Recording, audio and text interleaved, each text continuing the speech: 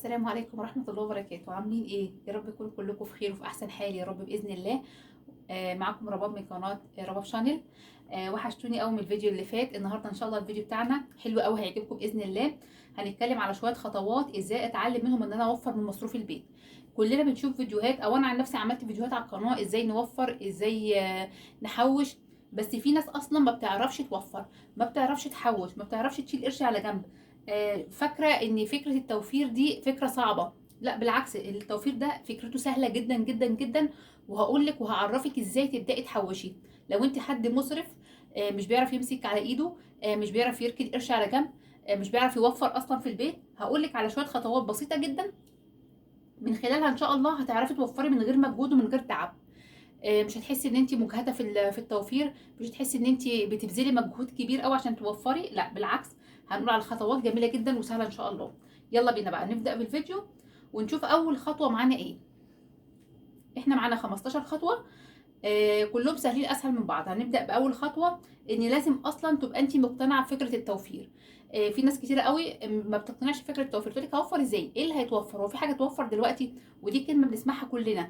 ازاي هنوفر في الغلاء دوت؟ ازاي هنعرف نشيل حاجه؟ ازاي مش عارف ايه؟ لا، اقتنعي انت بس بفكره التوفير، وسيب التوفير ده بقى عليا انا. هقول لك ازاي توفري. فاول حاجه في الافكار او في الخطوات ان انت تقتنعي بفكره التوفير. طب خلاص يا ستي الكل، انت اقتنعتي بفكره التوفير وخلاص بقت فكره اساسيه عندك وعايزه تنفذيها. طيب تاني خطوه ايه معانا، او تاني فكره، ان انت يبقى عندك هدف في التوفير. انت بتوفري ليه؟ انا بوفر ليه؟ وانت بتوفري ليه؟ ودي بتوفر ليه؟ واختنا دي بتوفر ليه؟ نسال بعض احنا بنوفر ليه. فلازم يكون عندك هدف للتوفير، لان لو عندك هدف في التوفير، انا يعني بحوش لهدف او بوفر لهدف، هيبقى عندي قوه كده وحماس ان انا اوصل للهدف اللي انا حاطاه. فمش هيهمني بقى اي حاجه، اي حاجه تانية، اي عوائق هاخدها في الطريق مش هتهمني، لان انا عندي هدف وعايزه احققه. فلازم يكون عندك هدف. في حد مثلا هدفه ان هو يجوز بنته عايز يجهزها، في حد هدفه ان هو عايز يجوز ابنه، في حد عايز يجيب لابنه مثلا شقه، في واحده مثلا عايزه تغير مكانها وتجيب لنفسها شقه، عايزه تغير مكان اللي هي قاعده فيه. يعني كل واحد فينا عنده هدف. في واحده عايزه تعمل مشروع، عايزه مثلا تفتح اي مشروع ليها تسترزق منه، بس معهاش اللي يشغلها. فكل واحد لازم يبقى فينا عنده هدف علشان ايه يقدر يحققه. تاني نقطه معانا او تالت فكره او تالت خطوه، ان انا خلاص يعني ايه اقتنعت بالهدف، لازم بقى اتعلم اوفر. طب اتعلم منين؟ اتعلم من قناه مثلا زي قناتنا ديت، اتعلم من اي قناه تانية على اليوتيوب، اتعلم من واحده صاحبتي بتعرف توفر، اشوف هتعلم التوفير ده منين وابدا ان انا يعني ايه امشي بقى عليه.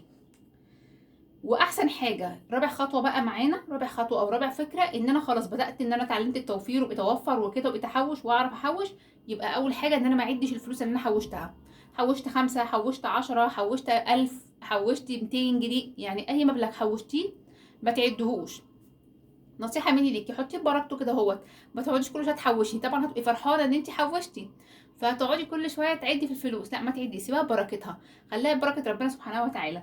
هتلاقي ما شاء الله الفلوس بتزيد معاكي. ان انت ممكن مثلا تلاقي المبلغ قليل فتيأسي، لكن لما تجيبي بركته كده اهوت، خلاص هيبقى زي الفل ان شاء الله، ربنا هيبارك لك فيه.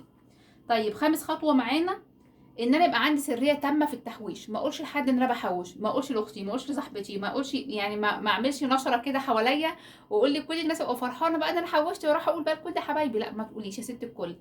امال تعملي ايه؟ اولا بصي، انت لو قلت لهم مش عشان حاجه، مش عشان حسد او عشان حاجه، لا، علشان هم ممكن يكسروا مقاديفك. ممكن مثلا يقول لك هو في حد يعرف يحوش دلوقتي؟ هو في حد يعرف يكسر قرش دلوقتي؟ إيه انت منشفه على عيالك كده ليه؟ ما تجيبي لهم اللي هم نفسهم فيه. صدقوني بجد في ناس بتعمل كده. في ناس بتحب تكسر مقاديف اللي قدامها. ممكن تكون هي اصلا يعني عامله لنفسها حاجات ما تقولش وتقعد تكسر مقاديفك انت. انت انت بتنشفها على عيالك، انت مستخسره تجيبي لابنك مش عارفه ايه. انت بتعملي كده ليه؟ فيقعدوا يكسروا مقاديفك. فانا هستفيد ايه لما اكسر مقاديفي؟ اخلي حد يكسر لي مقاديفي؟ لا، انا احوش في سريه تامه. ولما ابدا بقى ان شاء الله اخد خطوه بعد ما حوشت بقى ووفرت وربنا عني ان انا اكسر مبلغ اللي انا محتاجاه في الهدف اللي انا حاطاه، يبقى ساعتها بقى اقول انا عملته من كذا كذا، وفرت وحوشت. لكن ايه، ما تحاوليش ان انت تقولي على يعني ما تبوحيش بالسر ده دلوقتي، خلي التوفير بتاعك في سريه تامه خالص. ولو انت عايزه تنصحي مثلا اختك انها تعمل زيك، او تنصحي واحده صاحبتك، قولي لها انا شفت كذا، تصوري انا شفت كذا كذا كذا. فممكن تعملي الفكره دي لو انت شايفه ان هي محتاجه فعلا فلوس وعايزه توفر. قولها لها بطريقه غير مباشره، ما تقولهاش ان انا بحوش، لا قولها لها بطريقه غير مباشره، بحيث ايه يبقى انت عندك سريه في موضوعك. طيب الخطوه اللي بعد كده اللي هي رقم 6، او الفكره اللي بعد كده رقم 6، ان انت بلاش تخرجي مع حد مسرف. انت عارفه مثلا صاحبتك مسرفه اللي بتخرجي معاها، او اختك مثلا، او قريبتك، او بنت خالتك، او بنت عمتك، ايا كان بقى انت بتخرجي مع مين، او مع اي حد، لو حد مسرف ما تخرجيش معاه، لانك مش هتقدري تجاريه. يعني هي مثلا هتخرج عامله مثلا ميزانيه لخروجتها مثلا 500 جنيه مثلا، يعني ممكن تبقى اكتر من كده كمان. فهي المبلغ ده مش فارق معاها، هتجيب بيه اي حاجه، انما انت مثلا المبلغ ده ممكن مثلا تمشي بيتك بيه اسبوع 10 ايام. فاصبح كده انت مش هتقدري تجاريها، ان انت كده ميزانيتك هتبوظ منك، مش هتعرفي ان انت تكسري قرش او تشتري اي حاجه. فبلاش ان انت تخرجي مع حد مسرف. يعني ميزانيتك مش زي ميزانيته، ظروفك مش زي ظروفه، علشان ولا تحسي بنفس، ولا تحسي ان انت اقل منها، ولا تحسيها باحراج. فخليكي انت اخرجي مع حد ايه يكون من ظروفه مناسبه ظروفك. طب الخطوه اللي بعد كده رقم 7، الفكره اللي بعد كده او الخطوه اللي بعد كده، انك تعملي ايه، انك تركزي في حياتك انت بس، ما تبصيش في عيشه غيرك. انت مثلا بتاخدي 1000 جنيه في الشهر، وقريبتك او صاحبتك بتاخد مثلا 2000 او 3000 او 5000 جنيه في الشهر. ما تبصيش، ما تقوليش مثلا ايه ده، لا دي خدت مبلغ بتاخد مبلغ كبير، لا ده انا مبلغ صغير، لا مش عارفه ايه. لا ركزي في حياتك، وركزي في عيشتك، وركزي في التوفيق، في الهدف اللي عندك. مش هقول لك التوفير، فركزي في الهدف اللي عندك اللي انت عايزه تعمليه. فلو ركزتي في الهدف اللي عندك هتنسي كل اللي حواليكي، ومش هتحطي حد في دماغك اصلا، محدش هيجي في دماغك اساسا. فركزي في حياتك انت وبس، وبلاش تبصي في عيشه غيرك، علشان ما تغضبوش على عيشتك وتتضايقي من عيشتك. فدايما يبقى عندنا رضا بعيشتنا. طيب تامن خطوه عشان بس الفيديو ما يطولش عليكم، لو انت خارجه مع اولادك، انت مثلا النهارده الخميس وعايزه تخرجي مع الولاد، عايزه تفسحيهم، الاجازه جت بقى بتاعت اخر السنه ومش عارفه ايه، او بتخرجوا كل خميس، ايا كان بقى. فلما تيجي تخرجي طبعا ولادك هيطلبوا اكل، وهيطلبوا ميه، وهيطلبوا حلويات، فانت تعملي ايه بقى؟ خليكي ست شاطره كده اهو، وعسوله كده اهو. تعملي ايه بقى ست الكل؟ بصي يا حبيبه قلبي، هتعملي ايه؟ هتعملي سندوتشات من البيت اللي موجود عندك بقى، سندوتشات بطاطس، هاتي كريب مثلا، اللي هو العيش السوري ده، واعمله لهم مثلا زي كريب كده، كريب بطاطس، وانت حطي شويه كاتشب. هاتي عندك مثلا حته بانيه مثلا في الفريزر، طلعيها واعملها لهم سندوتشات في فينو. انت لما تعملي الحاجه دي في البيت هتبقى اوفر وهتبقى انضف. السندوتشات بره بقت غاليه جدا، فانت لما تعملي لهم حاجات من البيت، سندوتشات كده، وتحطيها في كيس كده حلو نضيف من كيس ثلاجه، وتاخدي معاكي ازازه ميه كده مشبره كده وحلوه من الفريزر من عندك. ولو عندك شويه عصير كده تعمليهم لهم كده، شويه جوافه، شويه برتقال، اي عصير عندك بقى. انت بقى ايه ابتكري، شويه فشار، خدي لهم حاجات حلوه معاكي زي كده. عامله مثلا ترمس، خدي لهم شويه ترمس. يعني انت خدي الحاجات اللي ولادك هيحتاجوها، كل مستلزماتك بقى اللي هتحتاجيها في الخروجه، وحطيها معاكي في شنطه كويسه كده اهوت، شنطه ايدك او حاجه. وابداي ان انت تخرجي، بحيث ان انت ولادك ما يبصوش على الناس بره وهم مثلا بياكلوا حاجه او بيشتروا حاجه، وانت معكيش تجيبي لهم، او انت لو جبتي الميزانيه هتبوظ منك. فانت يبقى خرجتيهم واكلتيهم وشربتيهم وحليتي لهم بقهم كمان. ولو عامله كيك ولا عامله حاجه حلوه، قطعي كده حته صغنونه كده وحطيها في لانش بوكس وخديها معاكي. يبقى انت كده ايه، خرجتيهم ورضيتيهم وظبطتي الدنيا، والميزانيه ما باظتش معاكي. تمام كده. الخطوه اللي بعد كده اللي هي رقم 9، او فكره رقم 9، ان مشتريات البيت بتاعتك، حاجات البيت بتاعتك اللي انت بتحتاجيها في البيت، خضار بقى، فاكهه، خزين بيت، اي حاجه. الخزين البيت طبعا احنا متعودين احنا بنجيبه بالشهر، لكن انا بكلمكم على الخضروات والكلام ده، ما هي مره واحده في الاسبوع، او مره كل 15 يوم، على حسب بقى انت ايه ما تعرفي تظبطيها. ما تحاوليش تنزلي السوق كتير، دايما بقول لكم في فيديوهاتي اللي بتكلم فيها على التوفير، ما تحاوليش تنزلوا السوق كتير، كل ما تنزلي السوق كل ما هتشتري. حتى لو انت مش محتاجه حاجه، هتبصي لنفسك ايه، لا اصل انا هجيب دي ممكن احتاجها يعني انا مش محتاجاها. فدايما اتعودي تجيبي حاجتك بتاعه الخضار وكده، اللي هي الحاجات اللي بنستخدمها على طول، حاجات السلطه مش عارفه ايه، هاتيها مثلا كل 10 ايام، كل اسبوع. لو عرفتي تخليها كل 15 يوم يبقى جميل جدا، يبقى انت كده ممتازه هايله. فكل ما هتنزلي السوق، حطي دي قاعده قدامك كده قدام عينيكي، كل ما تنزلي السوق كل ما هتصرفي، كل ما هتفتحي البوك بتاعك، كل ما هتفتحي المحفظه بتاعتك، كل ما تفتحي شنطتك وتطلعي منها فلوس. فنصيحه مني ليكي، بلاش تنزلي السوق كتير. الخطوه اللي بعد كده،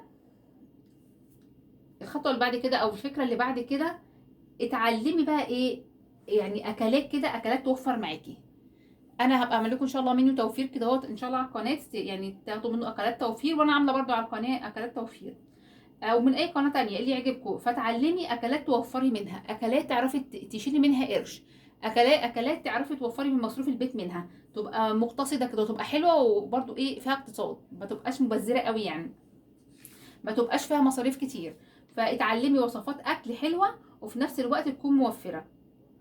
عايزه اقول لك برده على حاجه، انت خلاص نزلت السوق، جبت الخطوه اللي بعد كده، انت مثلا نزلت السوق، لما تيجي تجيبي طماطم، انت مثلا محتاجه كيلو طماطم، خليهم 2 كيلو. الكيلو التاني تعملي بيه ايه؟ فرزيه وحطيه في الفريزر.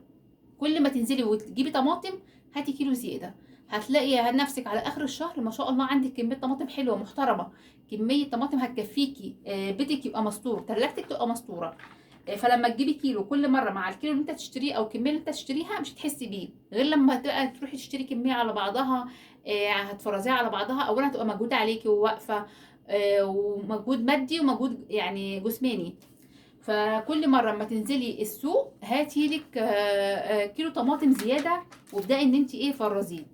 طيب ممكن تجيبي ايه تاني برضو؟ كل ما تنزلي السوق هاتي لك نوع خضار، نوع خضار يكون في الموسم بتاعه، وبرضه ابدأي فرزيه، هتبصي تلاقي ما شاء الله بيتك اتملى خير من غير مجهود ومن غير تعب ومن غير تفكير. انت بس النهارده مثلا جبتي كيلو فاصوليا وانت محتاجه نص بس، اقسميه نصين، نص فرزيه ونص ايه اشتغلي بيه في البيت. جبتي كوسه، جبتي كيلو، نص فرزيه ونص اشتغلي بيه. يعني اقصد ان انت تجيبي كميه تاني، انت مثلا محتاجه كيلو خليهم 2 كيلو، محتاجه نص كيلو خليهم كيلو، وهكذا. فالنص كيلو انت هتجيبيه زياده او الكيلو انت هتجيبيه زياده مش هتحسي بيه، لكن ما تلاقي ما شاء الله هتعرفي بقى قيمته لما تيجي تفتحي الفريزر بتاعك كده اهو، وتلاقي ما شاء الله بيتك مليان خير. او حد جالك على غفله وانت مصروف البيت خلصان منك، او ما عندكيش حاجات في التلاجة، هتروحي فاتحه الفريزر كيس من هنا على كيس صلصه على كيس خضار مش عارفه ايه، بقى عندك اكله على شويه رز، بقى عندك اكله زي العسل. فخليكي دايما فكري كده اهوت ان انت بصي شغلي دماغك، انا خلاص حطيت هدف قدامي يبقى لازم اشغل دماغي، اشغلها بقى في اي حاجه، ان انا افرز، اجيب حاجه اوفر، اروح اخر النهار مثلا السوق عشان بتبقى الحاجه اقل شويه في اسعارها غير الصبح.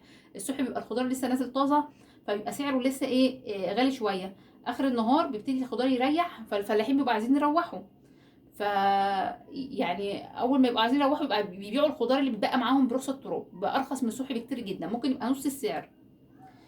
طيب احنا بقى ايه خدنا بكل الاسباب ديت، الخطوه بقى الاخيره، احنا خدنا بكل الاسباب دي، بس انا عايزه ازود بقى، عايزه يعني انا مثلا بوفر بس ما بوفرش قوي لان مصروفي على قدي. فاعمل ايه؟ ممكن تساعدي نفسك بقى من البيت. اساعد نفسي من البيت يا رواب ازاي؟ ان انت تشوفي لك شغلانه حلوه كده من البيت. انت مثلا شاطره في المعجنات، يبقى اعملي لك شويه معجنات وبيعيها. عرفي الناس اللي حواليك جيرانك وحبايبك وقرايبك ان انت بتعملي حاجات في البيت. خضار مثلا بتنضفيه في البيت. بتجيبي مثلا كرنب مثلا وتقطعيه وتسلقيه وبتحشيه مثلا وتبيعيه في اطباق فل كده، محشي جاهز، ورق عنب محشي جاهز. في على فكره ناس كتير قوي بتعمل الحاجات ديت ممتازه هايله جدا جدا، ومفيش حاجه عيب ولا حاجه حرام بتعمليها. فما تتكسفيش منها، وقولي وعرفي الناس اللي حواليك، عرفي صحابك، عرفي الناس اللي معاكي في الشارع اللي بتحبيهم ويحبوا لك الخير ان انت بتعملي الكلام ده. فلما تشتغلي شغل، انا كنت منزله لكم فيديو برضو كذا شغلانه، حاطه لكم يعني جايبه لكم انواع شغل وظايف تعمليها من البيت، هبقى انزل لكم الفيديو ده برضو احطه لكم ان شاء الله. فانت لما تجيبي حاجات تعمليها من البيت، تعملي بقى معجنات وتبيعيها، تعملي بقى حد مثلا يحتاجك مثلا عنده عزومه فتروحي تساعديه في العزومه دي وتعملي له الخضار مثلا عندك في يعني تعملي الاكل في البيت عندك، او تروحي عنده في المطبخ تعمليه، تنضفي خضار، تعملي اي حاجه يعني. اي حاجه زي كده ممكن يعني تساعدك ان انت تزودي دخلك وتقدري تعملي وتحققي الهدف اللي انت عايزه تحققيه.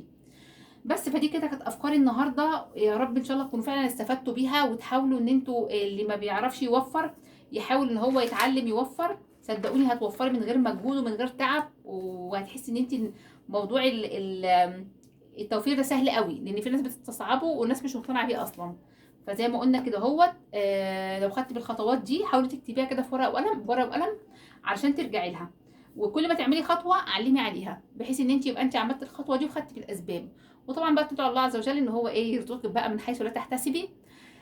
بس انت عملتي الاسباب واخدتي بالسبب واجتهدتي. بس فيا رب ان شاء الله يكون الفيديو عجبكم واستفدتوا منه وتعرفوا توفروا بجد. ولو عجبكم بقى الفيديو متنسوش تحطوا لايك وتكتبوا لي كومنت حلو قمر كده زيكم، عشان بجد بتبسط قوي من الكومنتات بتاعتكم لما تكتبوا كومنتات اللي هي التعليقات يعني وكده. فيا رب ان شاء الله يكون الفيديو عجبكم، واشوفكم على خير في فيديو جديد وتوفير بقى جديد ونعرف وخطوات جديده وكل حاجه تكون جديده كده ان شاء الله باذن الله، وربنا يعينكم وتوفروا كده باذن الله. بس اشوفكم على خير بقى في فيديو جديد، ما تنسوش بلايك وسبسكرايب للقناه، ومع الف سلامه حبايب قلبي.